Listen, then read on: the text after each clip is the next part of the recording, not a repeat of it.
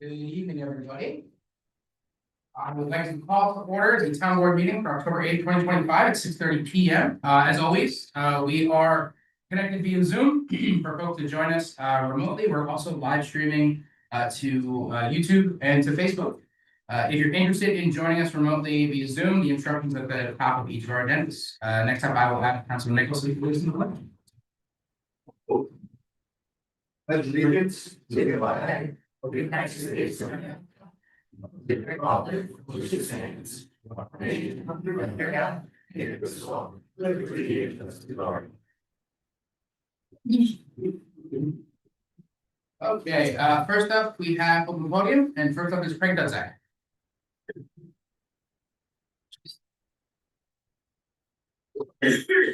Good evening. I saw a picture of the supervisor with scissors in his hand, and I just wanted to remind him not to run with them. So, as you know, the quarry has been an issue that has been close to my heart. And I'm happy to report a lot of progress has been made. Today, Tom Kinsella had his first blast of the year. He did send out notifications to people who are on his list. I think part of what we've discovered is there's still a lot of people who don't know that they can get notifications. That's going to be part of another comment I have to make. The report, which already has been received from Vibratech, which is the seismic monitoring agency, showed that the two blasts were within the parameters that are acceptable. Notwithstanding that, I have a number of texts, phone calls, messages about the blast. And it seemed that it is possible to identify by the height and by the location of folks who are most affected. I did talk with Tom this afternoon, but the comment that many of the folks had, you know, they're contacting me. I, of course, passed them on. Some of them contacted Tom Kinsella directly. There does not seem to be a working town notification process yet in place. And that's one of the things that in our previous discussions, we wanted to have available, not just for the folks in my neighborhood changing seasons, but more broadly, as I talked to some other folks who are here this evening, they also heard or felt the blast. And it seems as a community-wide or town-wide process, that's something that you need to get in place. So I thank you. Do we have something in the works? So we have our notify me system, but what we can do is the difficulty would be, we do have to have everybody sign up through the town, like through the website. We could bulk import if there is a email list or a list of cell phones, those could all be bulk imported. But I'll talk to Duffy tomorrow. We'll set up what is it called in notify me? Like something that you can sign up for, and that way people can at least start signing up, and then from there, if we need to like bulk import, Tom has some contacts, we can get everything in there, and then we'll make sure it's on the banner on the website for the rest of the year. Yeah, if you get something up on the town website that just said, you know, quarry comments, complaints or whatever. Yeah. Just as you have slots for many other things, that for people who don't go there often. Yeah. It's something that will draw their attention to it, because otherwise they're not gonna search it out. Yeah, well, we could definitely, and we'll see. I think we have some emails that we can start off with, and maybe some cell phone numbers we can start off with, but I'll let you know. We'll let you know by the end of the day. Thank you. Thank you. Greg, would you like that to be in a survey form, like where people could like maybe answer like 3 simple questions? So the short answer is there is a form that we've developed so that you could make comments, and it's a checklist of, you know, noise, dust, air quality, etc. that could be affected by the quarry, but that's not up and operational yet. Tom Kinsella has a parallel form that is up, that is largely based on the same format, but there's not a town one that's up. Because we've made other surveys on that, so if you send us that, we can mimic that. We've got it drafted, it's just not posted yet. Oh, well, then we Yeah, could, it's not a survey because each episode would be, okay, you have an event and you want to report. Right, so it's not a one-time kind of survey yet. Sounds Thank good. you. Thank you, Fred. Next up, Matthew Shen.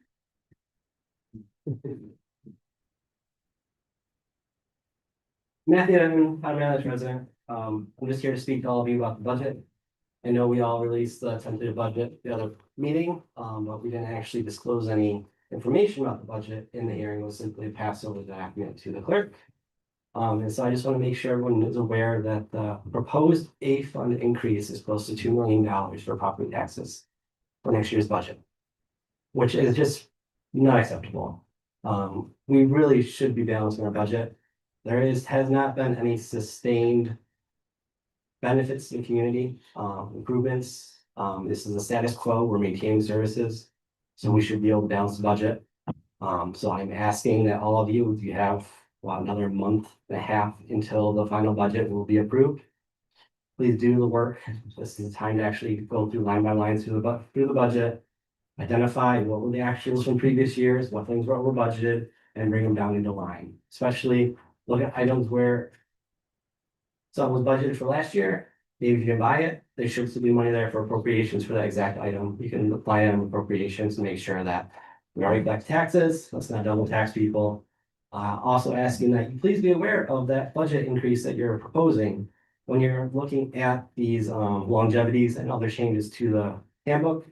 You're asking for an additional $40,000 every year just from approving the longevity study. That's not something that really we should be on the hook for every year. You know, you guys already did equity study, you've already adjusted pay, and pay should be based on the actual performance reviews. You know, it means to be tied to something, not just, hey, stay in the seat, give you a pay raise. So yeah, that's my ask. Please, you have the time, you're in this position, one of your main jobs is to actually manage town budget. So please put that work and effort into that versus continuing on with other projects that are gonna cost us more money. Thank you. Just to follow. To say there's no sustained benefits, I think is a little insulting to the town hall staff that we've hired, trained, equipment that we purchased so that highway workers and police officers can do their jobs better. Many of the technological improvements we made, so I just wanted to push back on that, but thank you for the comment. That's okay. It's not a conversation. Thank you. Okay. Could I also just say that the comptroller did do a line by line analysis of your review? Okay, next up, we have the proclamation for National Ageism Awareness Day.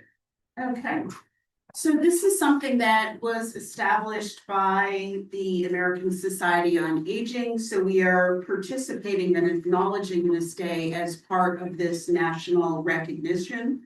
So ageism refers to the stereotypes, prejudice, or discrimination towards others based on age. And we can see that play out in the workplace and in day-to-day life. There's an estimated 10,000 older adults in the town of Manlius over age 60 who are impacted by ageism.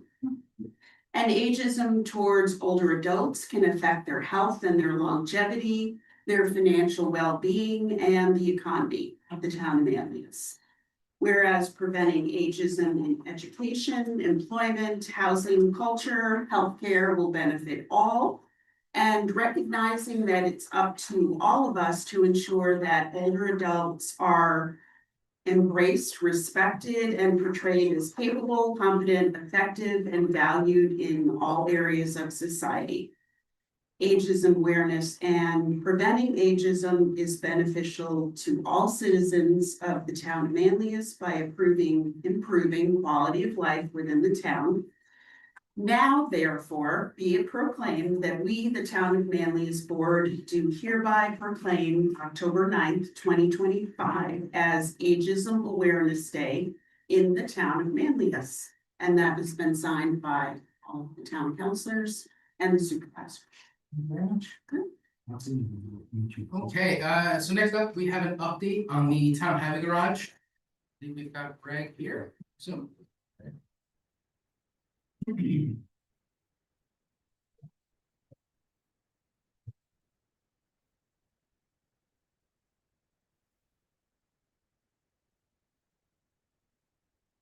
guys hear me? Hello? Can you hear us? I can hear you guys. Can you hear me? Gotcha. Okay. All right. Well, again, Greg Grates represents CHA. We are the, your project managers for the town highway garage. So I have a quick update I'm going to give you. I did send a update through Carrie today for your, that she'll pass to you. Has the summary and the update of what's going on. It has some pictures too. And if anybody has an opportunity to go by there, it would be great. I mean, it's coming along very well. But I can share my screen if that's okay. Yeah, you should have access to share.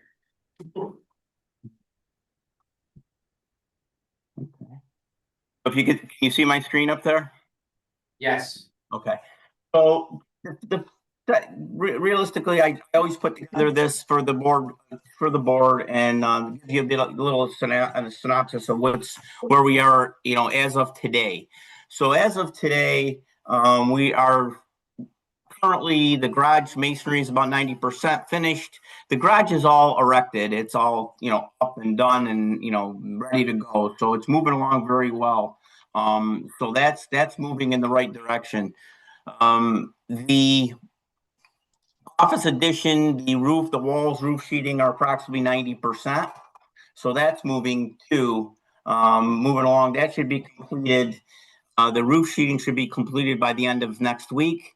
So it'll be dried in, and then naturally rough-ins for the mechanicals will start. Let me see if I could share some pictures. The garage roofing and siding has started. It would be, as of yesterday, it'll be completed early November. And the new generator is currently waiting additional gas pressure increase from by National Grid. We discovered that when we tried to commission the generator a couple weeks ago. So that is in progress. We've been working with National Grid to get that, going, and they are sending out their planner. Let me see if I can share some pictures with you guys.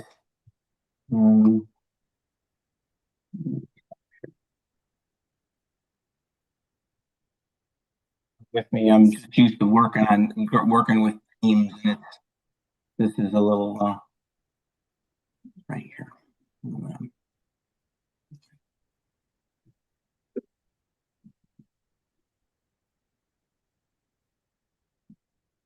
I don't know if you can see it still.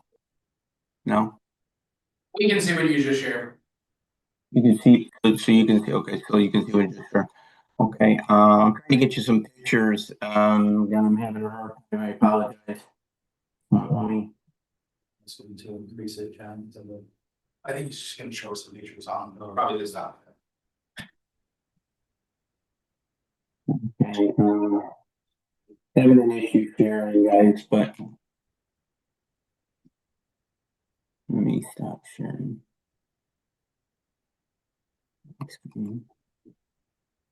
All right, here we go.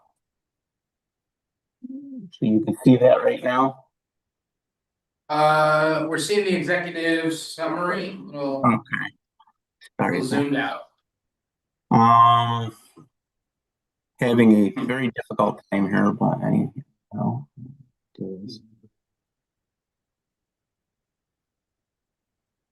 share. Give me 2 seconds because I got multiple screens up and it's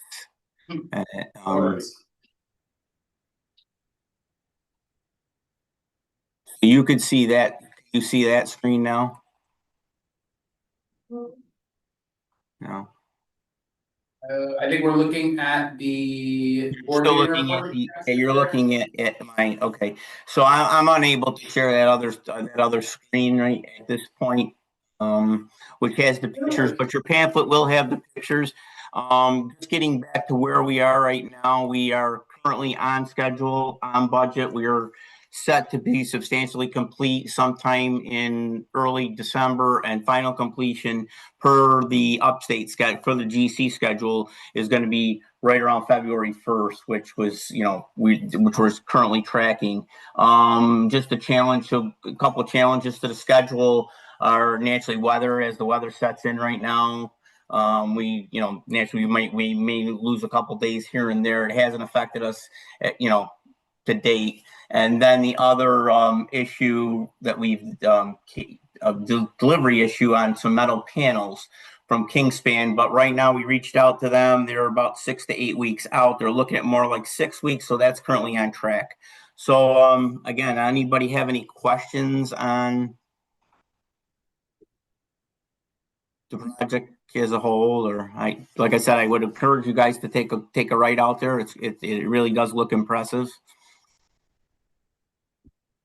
Anybody have any questions? Any other comments? Could we,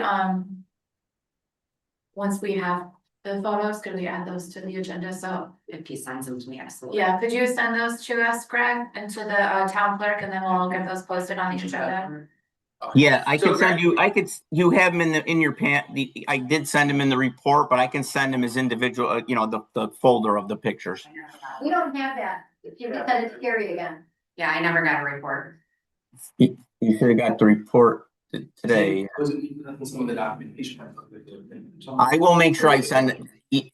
It was emailed at like 3 o'clock, but it was late. Alright, But we'll track it down, and if not, we'll have you resend it over. okay, yeah, and there is 4 pictures, and we currently take pictures daily. So if anybody, if anybody wants another, any other pictures, just let me know, and we'll accommodate. Fantastic, thank you so much. Okay, thank you. Bye now. Have a good one. Okay, so next up on our agenda, we have 3 public hearings coming up, one for each of the village fire contracts, and first up, we have Fayetteville. So I would look forward for a motion to waive the reading. I make motion to waive reading. So, All those in favor? Aye. Opposed? Okay, carries. who seconded that? Thank you. I'll make a motion to open public hearing. Second. All those in favor? Aye. Opposed? Okay. Little presentation, and then we'll open for comments. Perfect. You're not doing a slide thing this year? We could just, That's up to you. Larry, do you mind just pulling up the budget that's shared on the agenda? Yeah, we did lose our in-house designer, so it's a little tough.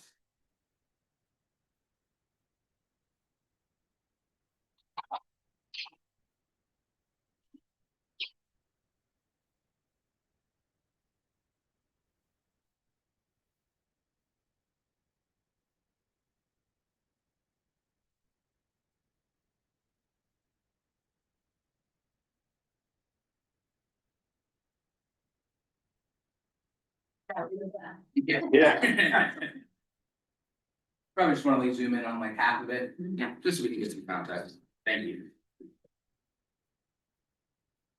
Okay, That's pretty easy to explain the budget this year. yeah, I think the increase was almost a little over 400,000. 365,000 of it was payroll benefits. So less than 1% was operating lines. Today, call volume's up about 10%. Our EMS transports are already where they were last year, so we're gonna be 300 or 400 more calls or more transports than last year. Unfortunately, our staffing numbers are hitting the skid like everybody else. We're down to 36 active members. So this November of last year, we had 52. So the trend's going down a little bit. Our staffing model is generally 8 around the clock. And we rely on volunteers at night to get that 8 around the clock. So we're getting 2 ambulances out and a fire truck pretty regularly. We've hired a bunch of part-timers to try to fill those voids of when volunteers can't come to lessen the cost, because we don't have to pay a lot of benefits with that. no, We're doing safety inspections now. You obviously know we're doing them for the town, but we do them for the village as well. We're doing, the public education is endless, YMCA, Great Environment, IC schools, we do safety talks with the adult care facilities, Redfield Village, 3900, Clare Bridge, and we've been in FM schools and like nonstop the last week and a half, 2 weeks. So we just got notification of a SAFER grant for 1.3 million. So that's a 3-year hiring for 4 people. So that'll be nice.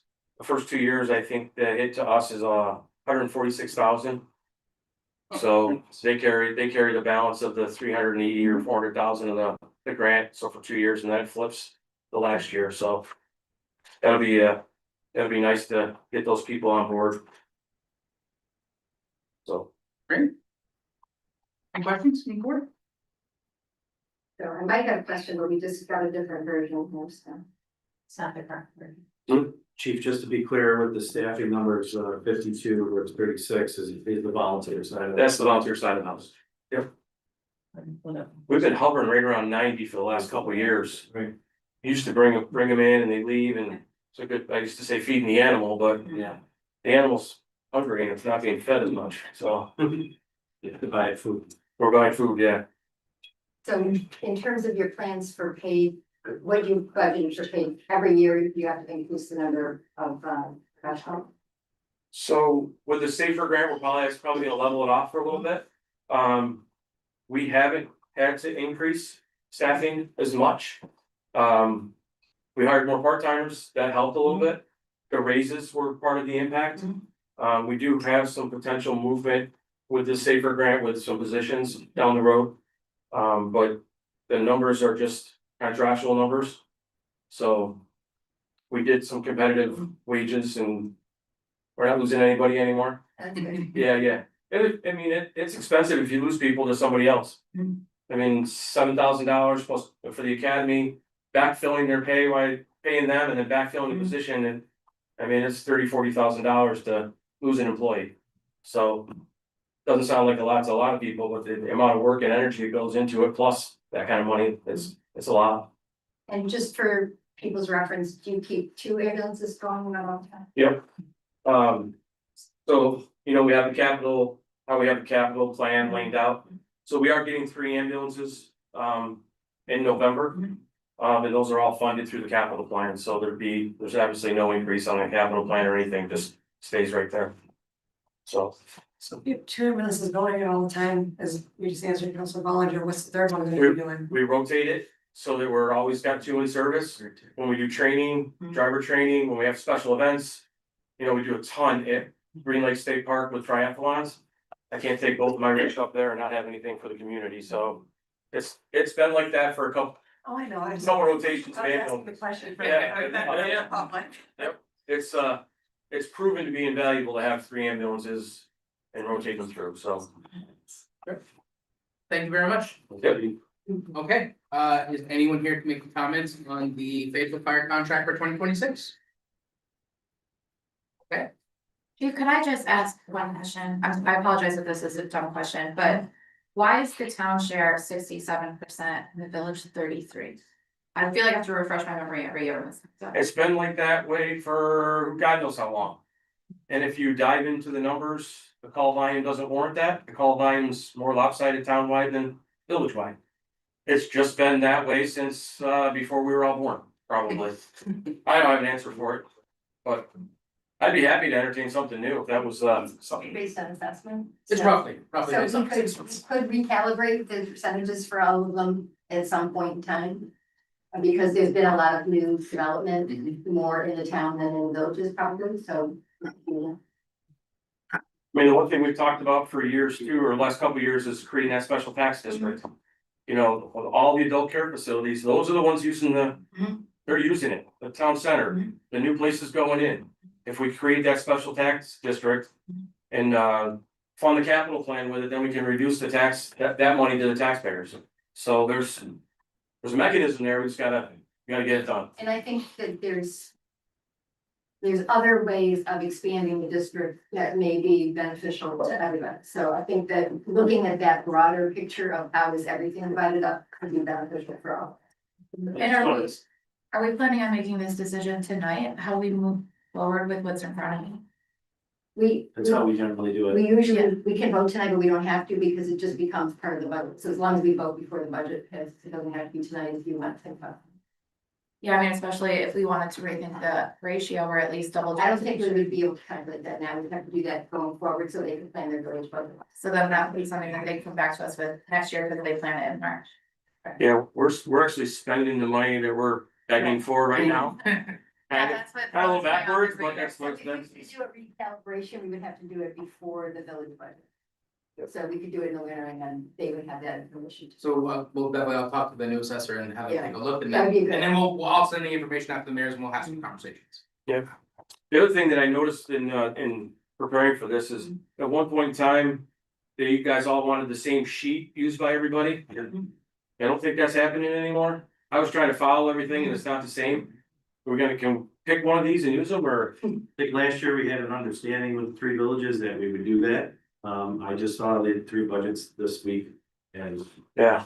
I said, I asked, John as well, but we didn't feel like just getting that information, working it over, it would be appropriate to go back to the villages within a week and say, can you put us on the form that we agreed to use last year? So hopefully going forward, we can go back and use that form that we agreed to do last year. We really like that form as well. It breaks out the town versus the village portion. It breaks out EMS versus fire. And I know because recently I've been inundated with questions from residents throughout town about how that works and are the ambulances different than the fire department and how is that paid for and who pays what in the town? So, and I think that would be very helpful in the future for people to look at that with our new budget tool as well, where they can dive in and play with our budget and move things around and see things. It'll be great to use that, but again, we didn't want to ask so late in the game to do that. Yeah. That's just a thought. Also going forward, a new rule is that the EMS budget is now separated for the purpose of the tax cap. So we have to be able to report that out. And that's what that form did last year. Yeah. And automatically they filled it all in. So I'm not sure why that happened, but we will do it differently. Thank you. Thank you, Thank Chief, you. and thank you for all the times you come to my house. The one pizza box incident was definitely one of the more stranger accidents we had at so thank you. Okay, so any comments? Motion closed. Motion to close public hearing. Okay, all those in favor? Aye. Opposed? So do we want to vote or do you want to wait? and think about it? I for if we can't redo it till March anyway. Okay, so I'll make a motion to, I will follow direction. Make a motion to authorize the supervisor to sign the 2026 Fayetteville Fire Protection Booster contract for the calendar year of 2026 in the amount of $2,480,026. I'll say. All those in favor? Aye. Opposed? Okay, motion carries. What's up, Ms. Manila? Yeah, sure. Make a motion to waive the reading of the public notice regarding Manila Fire Contract for 2026. All those in favor? Aye. Opposed? Motion carries. Motion to open the public hearing for the Manila Fire Contract for 2026. Those in favor? Aye. Opposed? Okay, motion carries. Good evening. How are you doing? Very good. That's good. Hi, Mayor. Hi. Nice to see you. Good to see you. So. Am I ready to start? So our budget.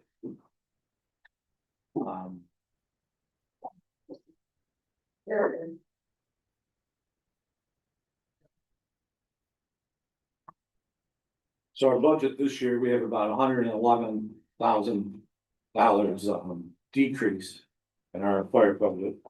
Our call volume is, currently, it looks like we're gonna be, right about where we were last year or even over. The ambulance numbers as of right now are 1,392. Last year, we had 1,764. And the fire numbers were 547 last year and they're at 463 right now. We have 51 total volunteers. Out of that, 27 are active volunteers. Going forward, we have the same problem as Fayetteville and everyone else in the county, the state, with volunteerism. So we are looking as we go forward, to get some help for our department and, hiring. Right now we're looking, possibly hiring, part-time firefighters.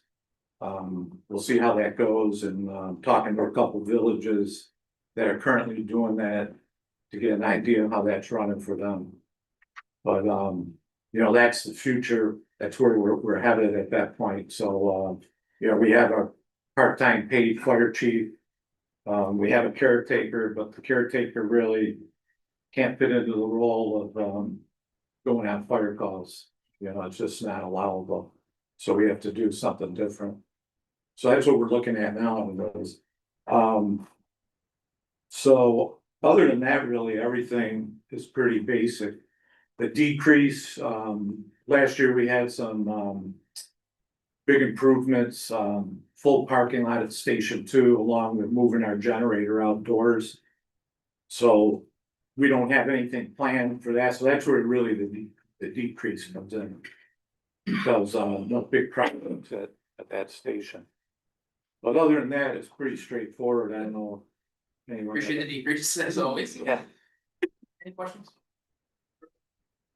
I have several questions Mhm. here. And first, I'm gonna preface it with some are questions and some are comments.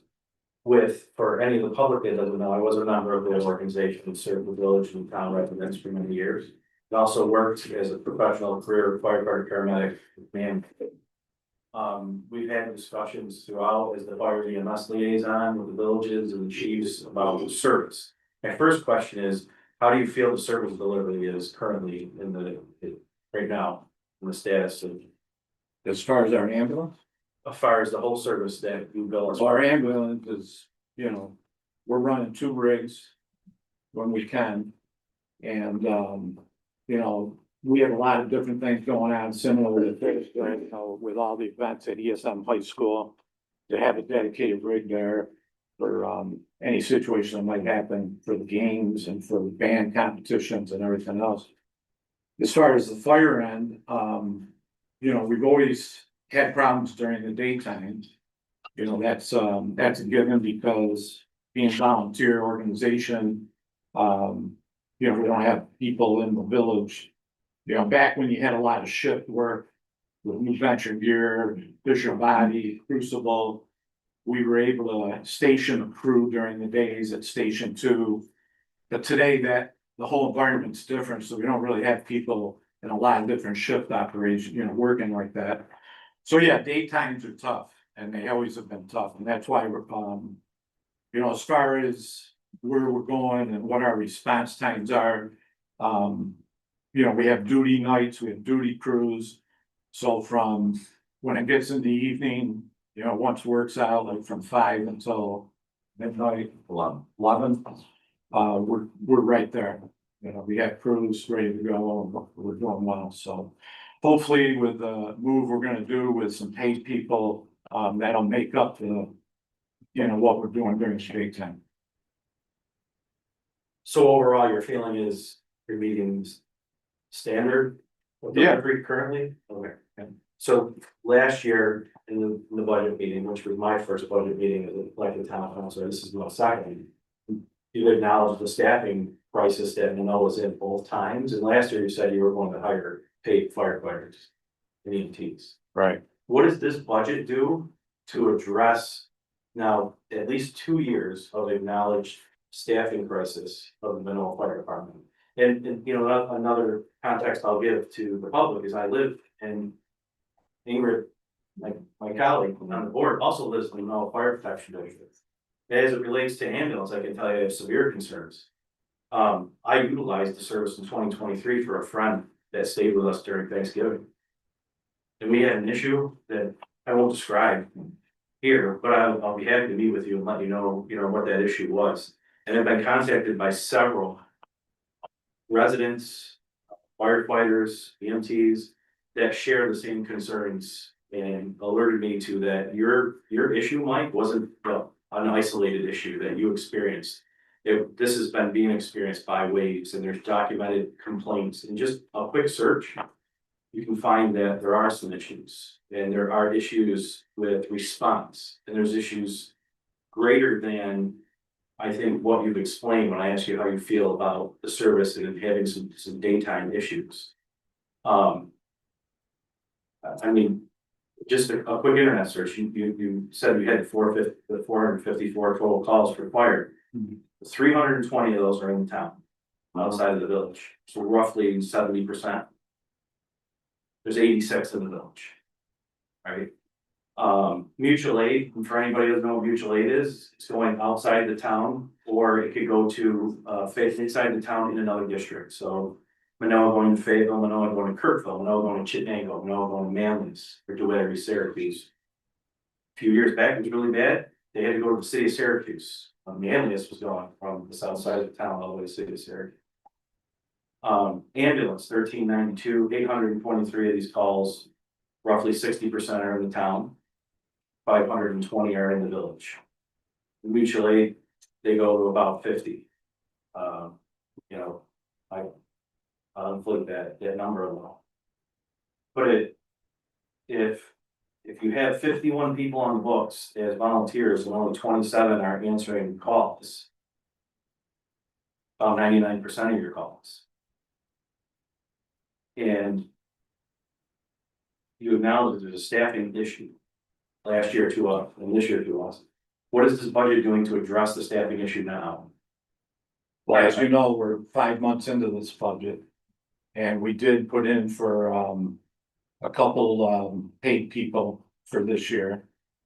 We've been having discussions with Chief and I and on where we're gonna go with it. We've had some difference in things. We found out more about our caretaker situation, because that was the way we were gonna go forward, but then we found out we couldn't do that any longer with caretakers. So we're addressing to put some people on, hopefully by the first of the year to do that. As far as the ambulance and the numbers you bring up,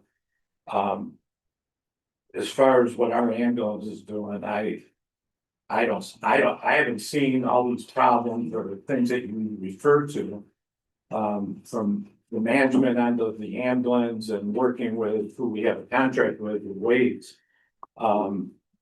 Really, I see that as, you know, doing great. I don't really see, I'd like to see what complaints and what's going on, but Yeah. I get those handed to me from the management of Wade's. And even if you look at the calls from, if you're looking at like missed calls that are documented out there with 911, all those missed calls, bless you, all those missed calls, I'd say 95% of them are because we're on calls already. It's not because we're not reacting. We have 2 rigs out or whatever the situation is. I go through every one of it. I get the report every month. When you are, not to cut you off, but just to clarify, so we understand, the public understands, when you say when you're out on missed calls, is that you're referring to fire or to ambulance? I'm referring to ambulance. To ambulance, okay. Because you brought up, there's all these complaints and everything about our ambulance. Now, the complaints are about how the service is on the call. Well, I'd love to see that too, because I don't, very rarely do I get anything from our service. Once in a while, sure, and things happen out there, but So earlier you said you're running 2 rigs. yeah, If you're already on 1 call and you can't get out, that's, we got both rigs out. so you're saying that when you have 2 calls, so how often do you guys have 2 rigs in service? I mean, Bill, I asked this because last year you said you were having problems in the budget presentation with Waves. And we're only gonna sign a 1-year extension with Waves. And you were gonna consider other options. I don't think Put an RFP on. And we know, like, I don't think I said that. I wasn't having any problems with Williams last year or this year. I really don't remember saying that, because I really don't have any problems with them. You know, as far as putting an RFP out, I've done that in the past. You know, Fayetteville's been on ours. I had Eves address, also look at what we're doing. We always, I always like to just make sure everyone's honest and check the numbers on what we're getting. I mean, Fayetteville gave us a nice proposal, but it was almost $200,000 more than what we're paying for waves. So, I mean, it wasn't justifiable, but I would have loved to bring Fayetteville, because we're all here in this community. That would have been a great, you know, part to do, but I haven't had a problem with waves, so I really don't remember saying that, or if I really don't know, I would have said that. I don't have any problem with the waves on it. I mean, we don't really have any problems other than the manpower for our fire department. So. As far as waves, I mean, doing a great job. We're running the 2 rigs. The 2 rigs are out. I go through the report, okay, we've missed this call. And I have the supervisor of waves give me what happened. We had 2 rigs out, so we missed the call, and Fayetteville, Eads, whoever had to responded. It's just like when they're all out on their calls and we have to respond and take care of what else is going on in the town or wherever else. But, I think we're very efficient. But I don't mean, show me what you have and I can address that. And even if there's problems with people on the way they're servicing it. I've talked to Waves and we've got, personnel in there, that's, and even our fire department, I know, talking to Bobby and Donnie, we got some really good people in there and we also have some people that we need to adjust. That they're sending over to us, and I'm working on that with Waves Management right now. The ambulance stuff. Yeah, Ambulance provider, yeah, thank you for being patient and allowing us to have the conversation during the public hearing. Yeah. And, and let me say, the people that you do have do an excellent job. And there's no question about that. They're showing up as much as they can right now. They're doing what they can with what they have. I'm just concerned because the comments were made last year, and I was very surprised I didn't see staff in the budget, that I didn't see full-time staff in the budget. Because what I understand from talking to the people that contact me is that it's daytime, yes, I imagine everybody has to work, they have jobs, it's not the days of old, there's not a lot of shift work out there. But that these are happening around the clock, these staffing, the staffing issues, on the fire side. Well, in this budget, there's a full-time person and there's 2 part-time people in them. So it's 3 people in right now. Right, The caretaker and then the 2 firemen. but we have a caretaker on staff, but I put in I know. on this He budget. said there's a. You said you didn't see anything in this budget. In this budget, there was a full-time person and 2 part-time people. With a fireman. Yeah, we were gonna hire as fire department. Have you canvassed the list, started interviewing for that? We haven't because we're still discussing on which route we're gonna go. Either full-time or part-time.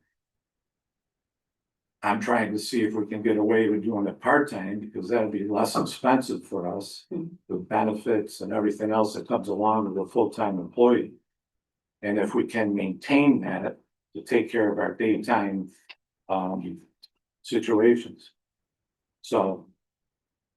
That is in this budget. Like I said, I mean, when we sit here talking about our budget, as you all know, we're 5 months into it already. Yeah. You guys are approving something that we've already approved and are in the middle of. So. As we go forward for our new budget, when we start our budget talks in January, February, March. At that time, we're gonna have a plan together on what we're gonna do. Going forward for, from June 1st of 26. To take care of what's been going on. Just, so one last question, so do you think the people in the Manoa Fire District, you, me, Ingrid, that we get the same level of service that Manlius and Fayetteville provide to the residents that we contract on to get? Yeah, I do. Well, I appreciate you. I mean. And Caitlin was talking about percentages. Okay, I mean, we cover 77% of the town mandates. I always thought that was based on parcels and territory. So I mean, we go all the way out to Sunnyside Nursing Home in Townsend, some Taft Road, and then of course all Fremont, where you live and everything else. So I mean, 77% of the town. And geographically, you're from figure. Right, so, I mean, Fayetteville's right there with us. I mean, they're covering half of Kirkville area up to Green Lakes and then we cover the rest of it. So I mean, as far as the percentages, that's where I thought that always came from was, the parcels and the land area that we cover. You cover 77% of the geographical location of the entire town. Yes.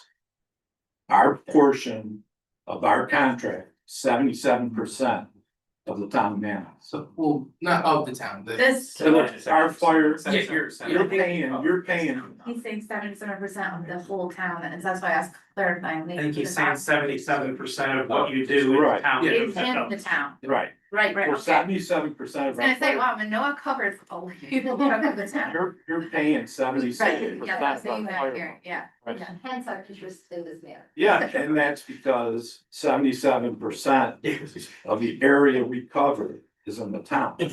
You know, Manoa itself is 1.5 square miles. Right, That's it for Manoa. yeah, So everything out there around Manoa that we're covering, that we're in contract with you is, that's where 77% comes from. yeah. And the Okay. same Manlius, you know, they're up in Pompey, so they have that whole contract with Pompey and then whatever they have with you. You know, we're all geographically put in the spots where our fire departments are to cover all that. Do you have a contract with any other towns? No. Just with And me. neither does Fayetteville, correct? Any other questions? Thank you very much. Okay, is there anything from the Any public? comments from the public on the Manoa fire budget? Okay, All right, thank you. thank you very much. Yep. We're, motion closed. Sure, motion to close the public hearing on the Manoa Fire Services contract for 2026. Second. Favor? Aye. Opposed? Okay. Any questions or talk discussion among the board before I make a motion? Motion to authorize the supervisor to sign the 2026 Manoa Fire Protection District contract for the calendar year of 2026 in the amount of $1,427,988. Second. All those in favor? Aye. Opposed? Okay, motion carries. Thank you very much. And last but certainly not least, we have Manlius. Motion to waive the reading of the public notice. All those in favor? Aye. Aye. Opposed? Carried. You should open the public hearing. Second. Keep doing this at the same time. All those in favor? Aye. Opposed? Oh, motion carried. Thank you. First, I'd like to introduce Captain Mohans here. Any questions about the service, I think he's here to answer those. I don't know if you exactly which document you have. I apologize, I'm the new guy here. There was supposed to be a common form used, that word didn't get to me, no. Don't worry. But I think what we use here spells it out Yeah. quite well. I think the way that you guys prepared for. Okay. So just to give you, a little bit of summary. Total increase in budget, your share is about $340,000. Most of it's personnel always. We work, our mandate to the chief is to try to always have staffing for 2 ambulances and 1 fire truck at all times. Trying to meet that, volunteers are tougher and tougher. A lot of that falls more and more on paid staff. That's a lot of the increase obviously comes down to payroll. Couple other minor things of note. I do have a kind of a comparison summary that I'll hand out to you, but revenue coming in that offsets the budget is down a little bit. And that is mostly related to the sale of 2 fire stations. Money was coming back to offset the budget for several years and it's not anymore. It's all caught up. So that came down, so it's about a $60,000 decrease in the revenue coming in. There's also a mistake that was made on our part. Last year, we undercharged you, which we're not asking for. We undercharged, we calculated the New York State retirement payroll amounts wrong. So as a result, that amount increased substantially from last year to this year, because you're what we charged last year. We do break out the assessment. Every year we reassess it based on the numbers that come from your assessment department. So this year, you guys are 54.9%. Last year, you were 53.9%. So that does change every year. Yes, So, we should definitely make sure, it sounds like all 3 villages are coming up with that number differently. and it was that way for years in all villages. I don't know how that changed, but we always never that. That we should definitely get that in time for you Yeah. guys to all work. So as a result, as you would see in the main contract document there, the Village of Manlius taxpayers, Town of Manlius taxpayers within the district, Town of Pompey taxpayers within the district are all paying the exact same tax rate of $1.91. which I think is important. With that. Any questions? Questions or comments from the board? Any questions or comments from the public? Alyssa. Any updates on the ambulance, which is a van ambulance you're supposed to be getting? Is that coming on time? Yeah, we've got both of them now. No, so. We got two in operation. Yes, we have two in operation currently. And there's one new one, and then there's a second new one that'll be arriving along with Fayetteville in November. We received the first new one, so we're back to having two running. So you got the truck ambulance, the other ambulance had a deer, so the deer one is back in service now. Yeah. So then you're gonna have the other van ambulance that was part of the original several years ago one is still on track to be here in November. Correct. Awesome. You operate two and then you have the third. No, we don't. You just have two. They share the Fayetteville Manlius ambulance. Okay. Right? Is what you're saying about? Yeah. That's coming with the Fayetteville. Yeah. That's the third one. Yeah, we have to. You have two, they asked you. And you try to operate both with, What's the current around the clock staffing? Or That's you guys. Captain, yeah, it's not very much everything. Again, my name is Ross, I am the captain of the Manlius Fire Department, that she couldn't be here tonight, so again, hopefully I can answer your questions. As the mayor said, staffing goals for us are 24 hours a day, 2 ambulances and 1 fire suppression unit, so that's 2 in each ambulance, so there's 4. And then really the minimum staffing for a fire suppression unit this responsible will be 3, so we're at 7. We're not always there, we're right this second, there's 6 there. So tonight, right now, there's 4 career full-time staff members and 2 volunteers. That's the current staffing right right now at our fire station. Due to circumstance. Well, and that's gonna be for the overnight tonight. Just like everyone else is reporting, that volunteerism's down, it's all the same stuff, so it's kind of a recurring theme here, but right now, we're in the middle of integrating, we're going to try to go to 5 full-time career staff 24 hours a day. Which is for us, we're a little unique, our volunteers in Manlius tend to be available to us during the day. Which, as we've been talking about, is not the historical norm for volunteer fire and EMS personnel, right? So because of that, we're actually putting more career staff on in the overnights, just to try to balance that out, which works for us. Again, that goal being basically a minimum of 7 in the building, 24 hours a day. And does that kind of answer your question? Yeah, no, you did, but Yeah. you're currently 6, with 3, well, so are the 2 on the ambulance, on each ambulance career, or do you count 1 and 1? Yeah, so and to clarify, it's a great question, to clarify that everybody's mixed together at Manlius, and so. It would literally depend on what kind of call comes in what order they come in, which would then dictate who would end up where. Yeah, understand. Right, So yep, that some people are cross-trained, so they. they're all cross-trained. Fire. Yep, so all. The people assigned to an ambulance would still go out on fire. Correct, so all 6 people there are cross-trained, all 6 that are there tonight, the 2 volunteers, the 4 career staff are all fire and EMS. And can basically, other than some credentialing, so 3 of them are paramedics. Right. And then one of them is not quite credentialed to be an interior firefighter yet, so you gotta balance that a little bit, but for the most part. We can kind of, as calls come in, make that work. Is it ideal? No, again, that 7th person, or maybe 8 or 9 would be ideal, but that's where we're at for staffing right now. Are the ambulances always ALS? Not always. Okay. All. So generally speaking, yes. And again, that would be a little bit of, like, tonight would be a good example. We may send a BLS ambulance out depending on how the call was coded and what kind of an ambulance response makes sense for that. For an ankle injury and, at one of the adult care facilities, or maybe a little bit more ideal.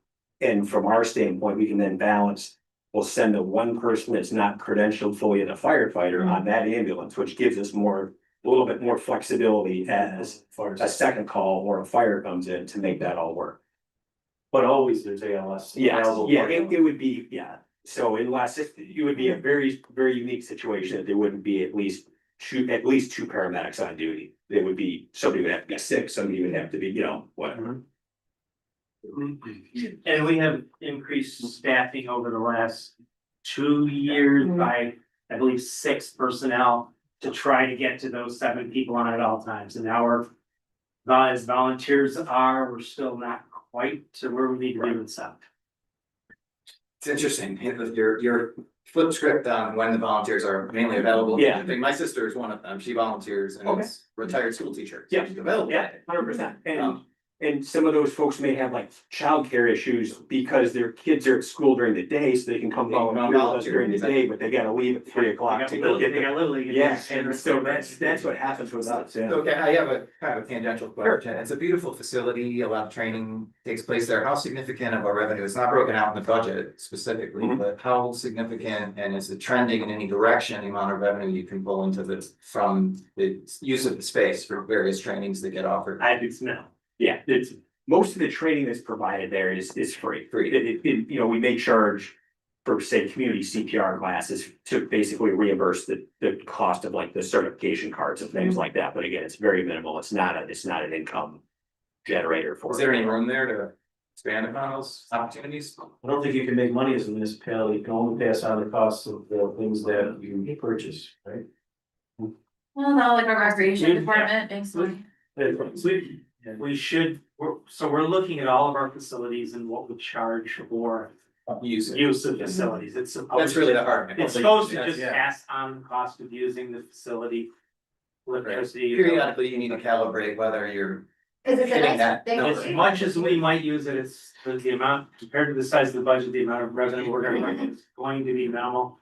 We've also had, be allowed to be used sometimes for graduation parties, birthday parties and things like that. RC jigs. And we've had Dollars.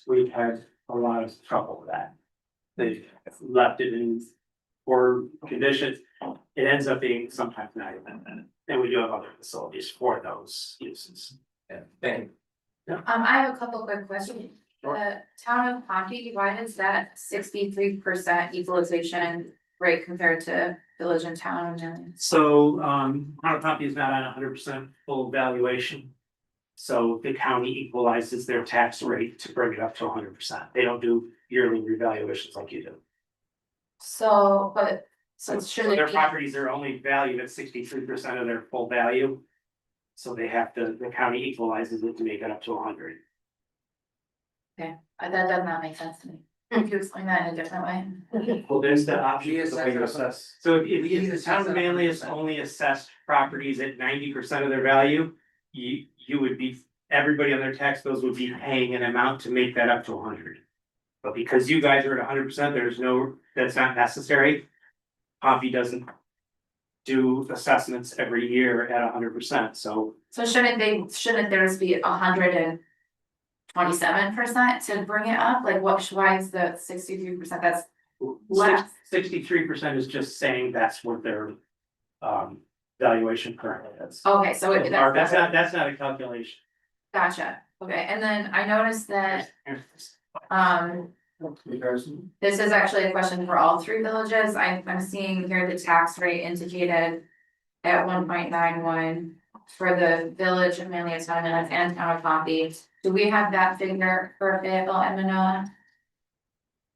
That's part of our town village budget, I know that. What number do you want? It said Tax the rate. tax rate of Manlius included on theirs at 1.91. So I was curious if you had that figure. $1.91 per thousand. Yeah, $1.91. And it's equal in the town and the village, regardless of where you receive the service. Yeah, so I didn't know if you had that in yours and I'm missing it. I was scrolling, didn't see it. Well, we don't have it separated out in the village budgets, typically, he's got it separated out, I don't have that number. Our budget is not separated into a fire budget into this, and that is all part of our bigger picture of the budget, so I don't have that number, I'm going to tell you right now, but it is. Would you be able to share that with me I later? can look into it. Yeah.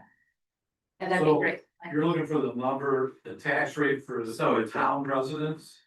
They pay for our fire protection? Yeah, as compared to the village residents. Well, in our fire protection district, tax rate is $2.02. for the town residents. Okay, That's what they're paying.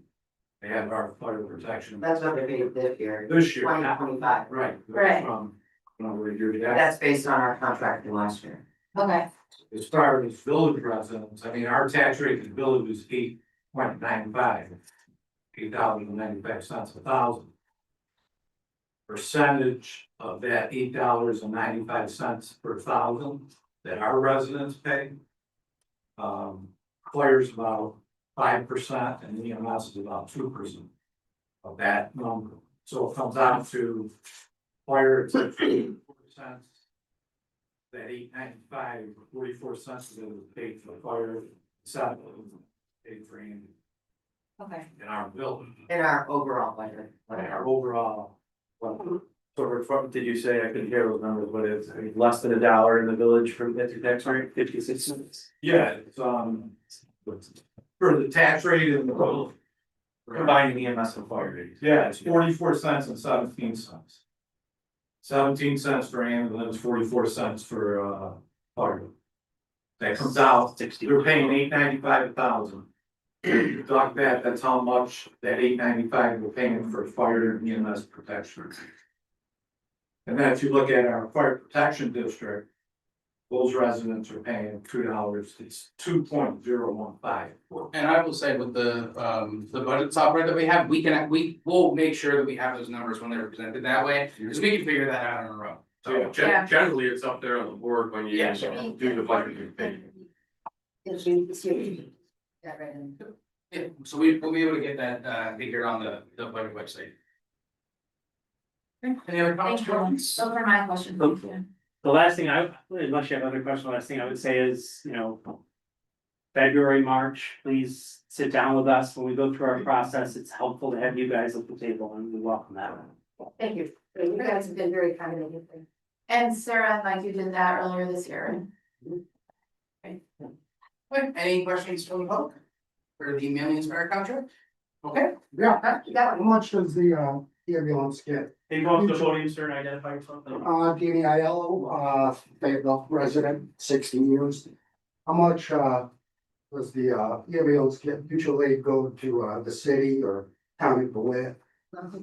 Which ambulance do you wanna know, cause there's. Fayetteville. Fayetteville, man. Fayetteville or Manlius, I know, I've never heard Manoa. They pay for the service, but we don't get any, No, we're not contract charging or- tax or anything because we're going into a different district. It's dropped dramatically since COVID. Right. It's manageable now versus before it was not manageable. My wife and I listen to it and it's always city of Syracuse. Your ambulance is Fayetteville, your ambulance is Manlius. And You know, not as much as you think.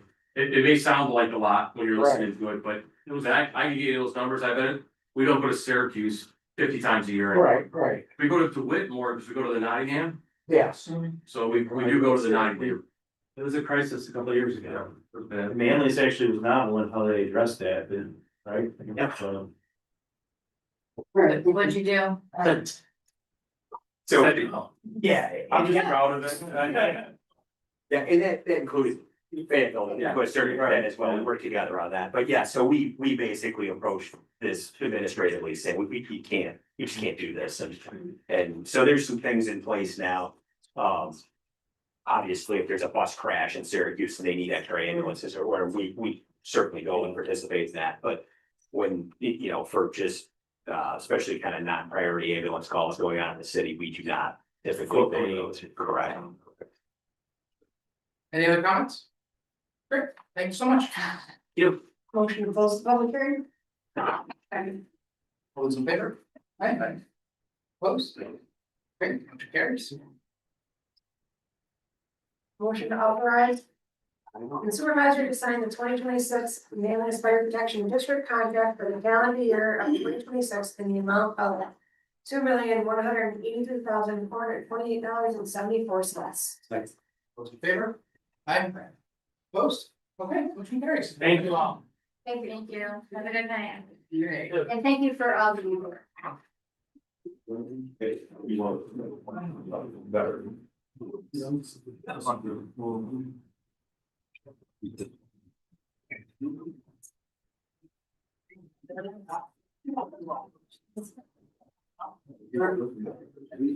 evening. Good one. Bye, thank you for coming. Next up, Councilor Bowler has a land acknowledgement to read. So the town of Manlius is located on the ancestral lands of the Onondaga Nation, one of the 6 nations of the Haudenosaunee Confederacy, the oldest participatory democracy on earth. The town of Manlius has a rich history that we work diligently to preserve and recognize. We acknowledge that Indigenous struggles are not only a part of the past, but also part of the present. And we would like to officially acknowledge that we are on traditional land of the Onondaga Nation. Okay, so next up, we have the previous discussion we had on Fremont Meadows. Would you like to give us something? Yes. So since the last meeting, I have met on site with several of the neighbors virtually along with my co-chair of the tree commission. We've also had the arborist go out to the location and we've had the highway department out there as well taking measurements. So a lot of progress has been made. We've sent types of species of trees out to neighbors as well that would be conducive to the location and the median and will be good to maintain in there, but considering the salt that will be spread there on the roads and plowed over there and everything. And we believe that we have a nice happy medium balance to move forward with amongst satisfying to majority of the neighbors in the neighborhood there. So with that, we're basically back to the second motion that was made at our last meeting. And as long as there's not any other discussion amongst the board, I'll move forward and make a motion to authorize the highway superintendent to coordinate with the tree commission to remove and replace plantings at the entry to Fremont Meadows. Second. All those in favor? Aye. Opposed? Abstained. Fantastic. As a resident of Fremont, Right. well, thank you for doing it. So I'm sorry to tell you, I mean, I know there was some frustration at the last meeting as if it was this board delaying a decision on that, but you were quick and rapid getting the tree commission had its 3 appointments and you got to it right quick. So thank you for doing that so that we didn't disappoint our decisions. Out there the very next day. Well, I knew that would happen, but you can't trust but verify. Yes. And for some reason, I had a couple meetings out there, but for some reason, both meetings happened on nights where it was raining. Yeah, lovely sunny days, and just the way our schedules fell, I ended up being in the rain, so we're out there with umbrellas and hoods on doing, talking about it. Trees were happy about that. Yes, they were. And also, just wanted to add that due to the areas over in that, the neighborhoods over there were the areas that the tree commission was focusing on this year to do some tree plantings in the right of way. And we had some areas fall through that we had trees ordered for, so we are offering those trees up to residents in that Fremont Meadows neighborhood. And we had some of the residents be kind enough to post that in, they have a neighborhood Facebook group there and they posted that information within that group. And we have a form there and residents have been very excited about it and they have been filling that form out to get additional, about 3 to 6 trees. So that we are offering up to the residents to be planted in there right away over there as well. Right? Thank you. So the motion passed, so that will be happening. So thank you very much for getting that done. Really appreciate it. Absolutely, it's a pleasure. Thank you, Susan. Yes. Thank you all very much for everyone that participated and helped out. Yes, thank you for your participation and patience and service. Yes. Great. Okay. Oh yeah, when does it start? Sorry, When does what start? like the process. How it's started has been happening and been going on. Like, I was just more worried about the shrubs coming out because it's actually. We can talk, we've got Mr. Kushner, I'm so curious. So, We'll get together, you and I, and figure out what we wanna do, what we wanna pull, I'm sure we're not pulling something we shouldn't be.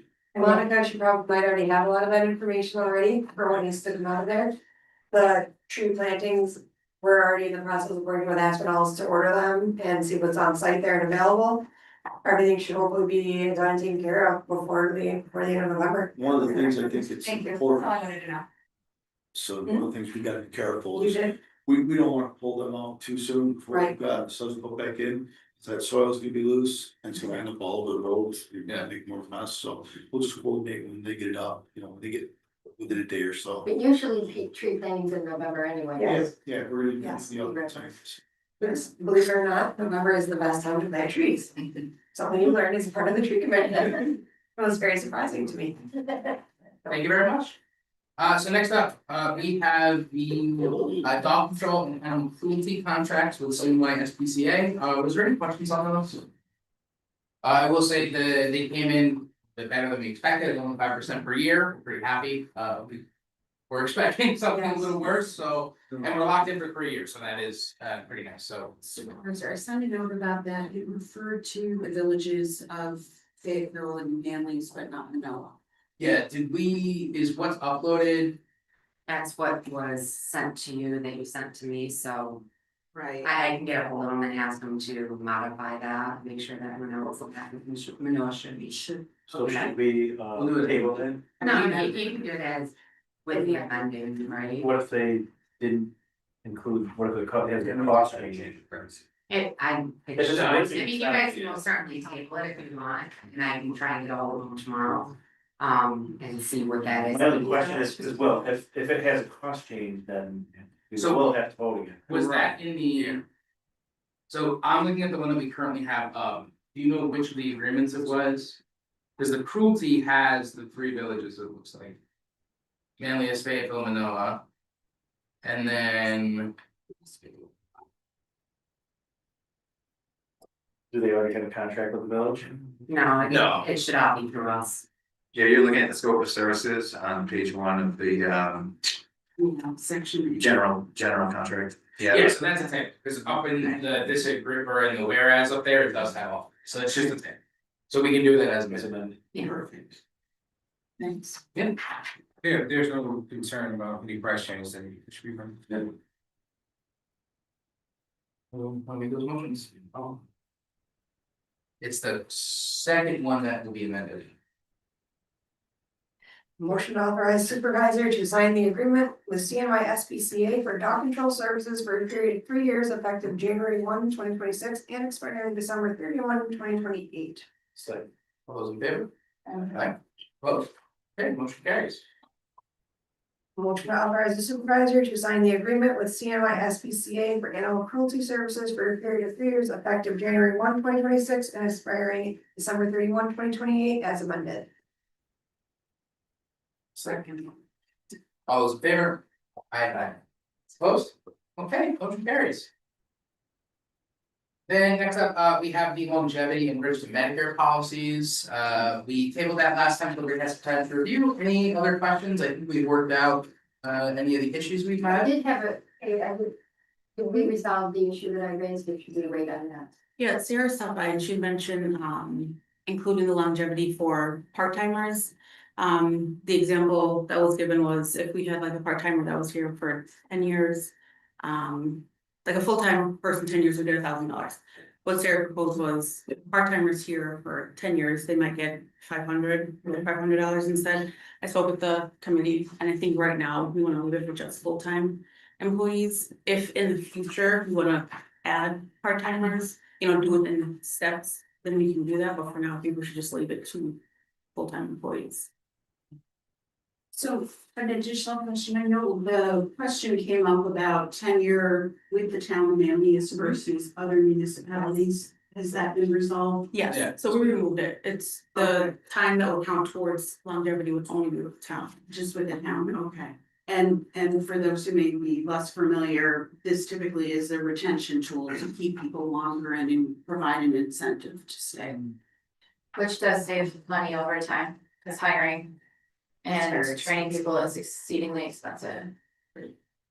Any other comments or questions? So are we gonna, so we're gonna just approve these individual pieces and then they'll all be rolled up into the handbook and the whole thing gets approved together? Yep. Yep. I just have a comment, I know, maybe that the general public might have a concern about this, but to explain that. Longevity is a non-compounding payment made once after you meet the threshold of whatever's set, years. And so it only is a cost for, certain period of time before people retire. They generally do like to retire on full pension, working in public service, so. And it's a way to, to help with their compensation and also to give them something to work for and keep longevity with the town, because turnover is far more expensive than, say, a $500 longevity paid out over 5 or 10 years to an individual employee. I would entertain a motion. Motion to approve the longevity pay policy effective January 1, 2026. Second. All those in favor? Aye. Opposed? Aye. Okay, motion carries. And then we'll move first Medicare. Any questions on that one? Okay, Motion to approve the registered Medicare policy effective January 1, 2026. I'll second. all those in favor? Aye. Opposed? Okay, Steve. Oh, same. Motion carries. And then the next up on the agenda, we do have the updated employee handbook. It is 144 pages, so we're gonna go ahead and table that for this meeting, so everybody has an opportunity to dig in and see if we've got any questions on that. Which brings us next up to Board of Ethics. Yeah, so we've got two motions before this board this evening. One is a resignation of a prior member of the Board of Ethics. I'd like to submit the resignation of Christine Kinsella Zeppler from the Board of Ethics effective October 30th. There's the motion. Yeah, motion to accept the resignation. Yeah, I'll second. Thank you. All those in favor? Aye. Opposed? Okay, motion carries. And with that, I come to the second motion, which is a motion to appoint Mary L. Karpinski to the Board of Ethics effective 10/31/2025. All those in favor? Aye. Opposed? Okay, motion carries. Okay. Thank you very much. Are you excited, Karen? Oh, no. You've already been one. Yeah, great to hear that. So next up, update on the town facility part. All right, so the updated RFP based on input from public comments is now up on the website. Again, this is a three-pronged process. This will allow potential vendors to provide us with a proposal. And they would manage both the public process, the steering committee, and a review of the existing technical documents in order to make a recommendation going forward about how the town might proceed. We are asking for them to look at different options and what short and long-term costs would be, and so that has been spelled out in the RFP. Any questions?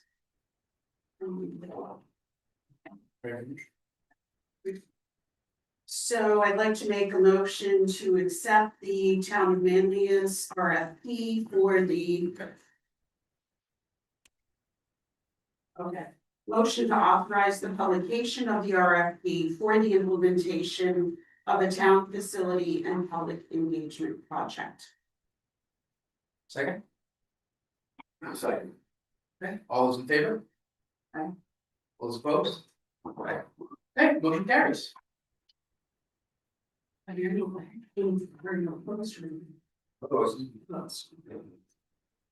Okay, so next up, we have one set of prepared budget adjustments, and then we've got a couple last minute because of my fault, not the fault of anyone else, to do as well, so. Mr. Confols. You want me to go first? Yeah. Okay, I'd like to make a motion to make 4 fund transfers on behalf of the police department. From A Fund 5312 or 5.3120.100 personal services in the amount of $166,176 to the A Fund account 3120.200 equipment. Sorry. I'll say, all those in favor? Aye. Opposed? Okay, motion carries.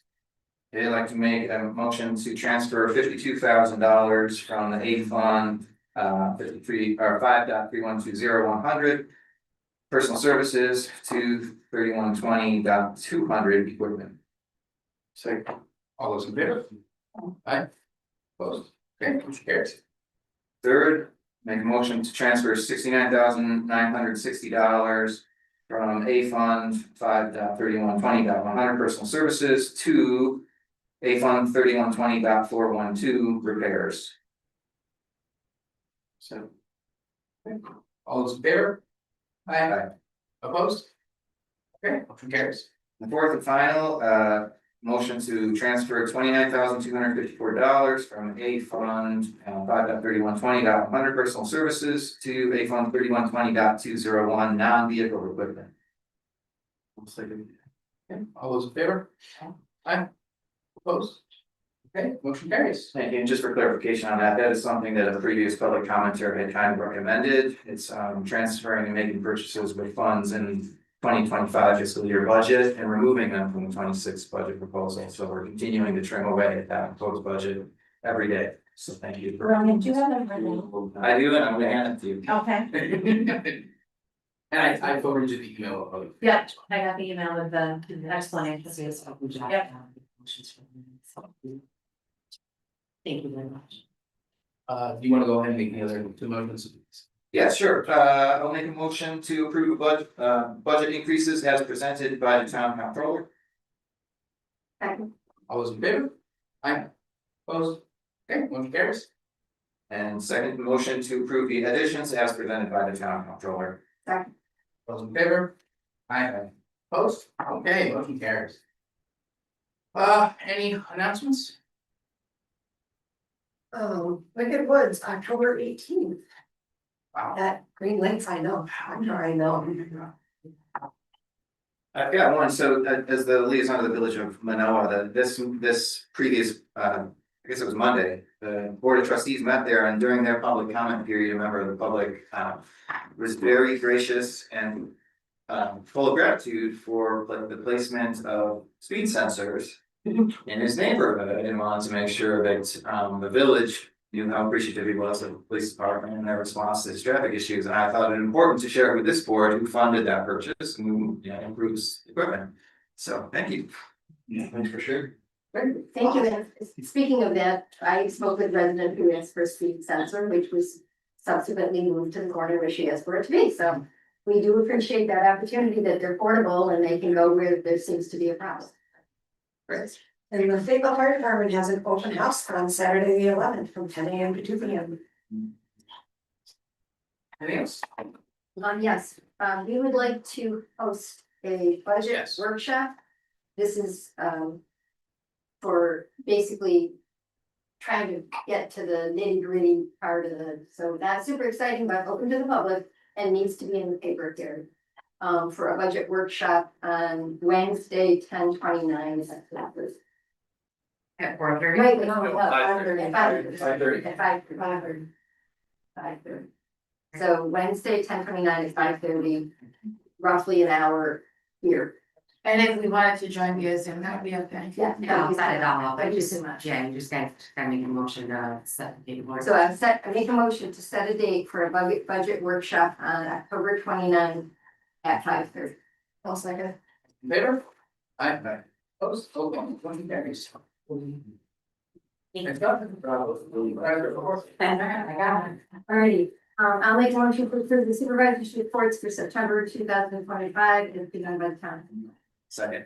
All those in favor? Aye. Opposed? Okay, motion carries.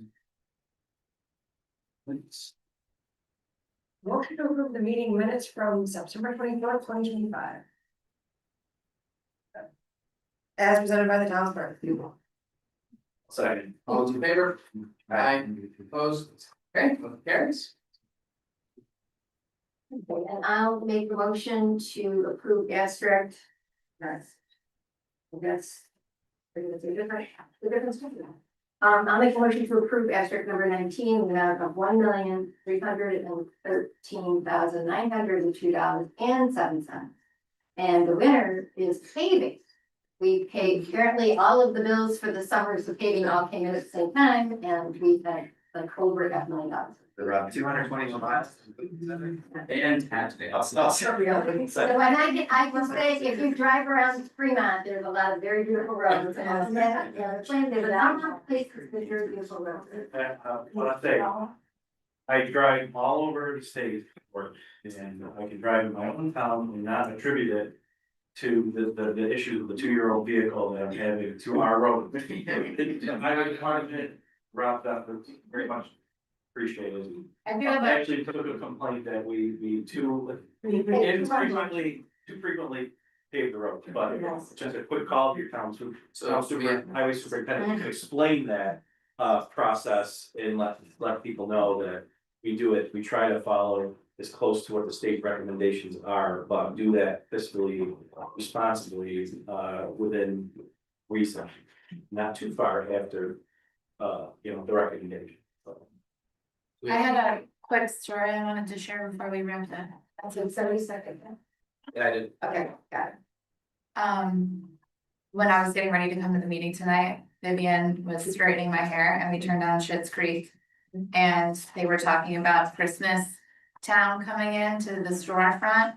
And someone like made a motion and someone seconded it, they said all in favor, and she goes, you can't do that, that violates open meetings law. And my 12-year-old, I was like, civic education right there. So I just wanted to share that you guys would find that amusing. So you can't do that, it's not a public meeting. I was like, Vivian, I'm so proud of you. Oh, all those in favor? Aye. Aye. Both? Okay, motion carries. Yeah,